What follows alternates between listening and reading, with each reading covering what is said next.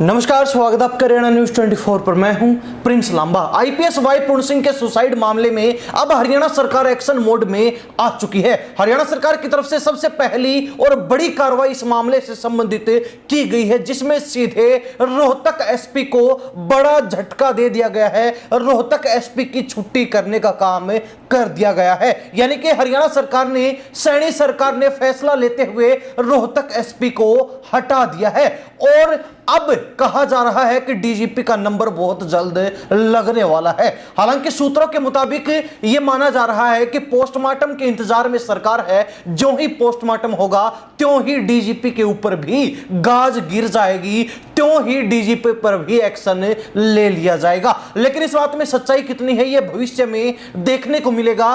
परंतु फिलहाल की अगर बात की जाए तो हरियाणा सरकार ने रोहतक एसपी नरेंद्र बिजारनिया पर एक्शन लेते हुए उनको हटा दिया है, उनका तबादला कर दिया है। वो बात अलग है कि उनको नई जगह पोस्टिंग नहीं मिली है, उनको सिर्फ रोहतक से हटाया गया है। एक तरीके से फिलहाल रोहतक एसपी नरेंद्र बिजारनिया थे, वो घर बिठा दिए गए हैं। उनको घर बिठाने का काम सरकार ने कर दिया है, क्योंकि आईपीएस वाई पूर्ण सिंह जिन्होंने सुसाइड कर लिया और सुसाइड करने से पहले उन्होंने 9 पन्नों का सुसाइड नोट लिखा, जिसमें 14 से 15 आईएएस और आईपीएस अधिकारियों के नाम शामिल हैं। उनमें से एक रोहतक एसपी नरेंद्र बिजारनिया थे, तो दूसरा प्रमुख नाम डीजीपी हरियाणा पुलिस शत्रुजीत कपूर का है।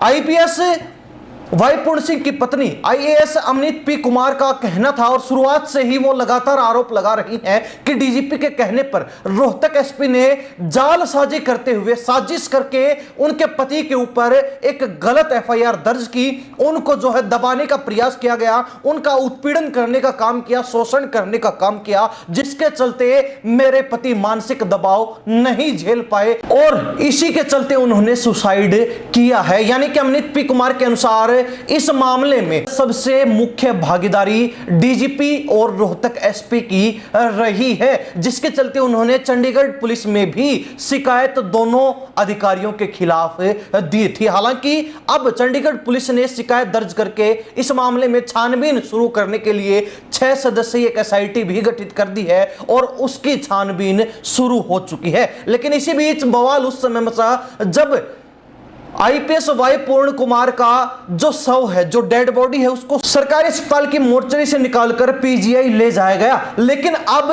चंडीगढ़ डीजीपी की एक प्रेस कॉन्फ्रेंस सामने आई है, मीडिया से बातचीत करते हुए सुनाई दिए, जिसमें उन्होंने कहा कि हमारी जो टीम है वो आईएएस अमनीत पी कुमार से मिल रही है, उनके परिवार के लोगों से मिल रही है, उनसे बातचीत कर रही है कि उनका पोस्टमार्टम और अंतिम संस्कार को लेकर क्या कहना है।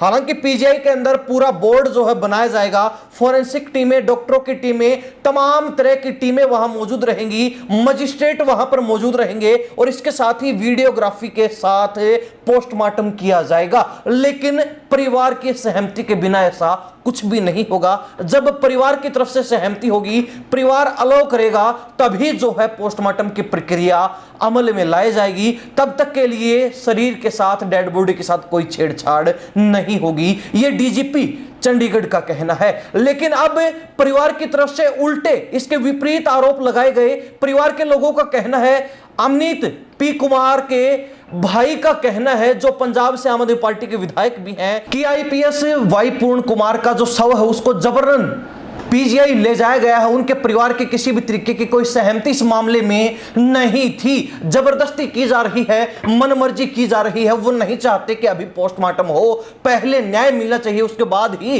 पोस्टमार्टम के लिए मंजूरी दी जाएगी। लेकिन फिर भी मनमर्जी करके जो है डेड बॉडी को सरकारी अस्पताल की मोर्चरी से निकालकर पीजीआई ले जाया गया है। एक तरीके से उनके साथ फिर शोषण किया जा रहा है, उनके ऊपर दबाव डाला जा रहा है। हालांकि इसी बीच ये बड़ी खबर आई कि हरियाणा सरकार ने एसपी रोहतक नरेंद्र बिजारनिया पर एक्शन लेते हुए उनको हटाने का काम कर दिया, उनकी छुट्टी करके और घर बिठाने का काम कर दिया है। लेकिन अब सबकी निगाहें डीजीपी पर टिकी हैं कि जिनके खिलाफ केस दर्ज है उनको अब तक अरेस्ट क्यों नहीं किया गया है, उनके खिलाफ अब तक कोई कार्रवाई अमल में क्यों नहीं लाई गई है। लेकिन कहा जा रहा है कि अगर पोस्टमार्टम होता है तो ऐसे में डीजीपी हरियाणा के ऊपर भी गाज गिर सकती है। एसपी का नंबर लग चुका है और अब डीजीपी का ही नंबर है। अब अब डीजीपी की ही छुट्टी हरियाणा सरकार करने वाली है। खैर, देखने वाली बात रहेगी कि कितना समय डीजीपी की छुट्टी होने में लगता है, या फिर डीजीपी जो है अपनी कुर्सी पर यूं ही बरकरार रहेंगे।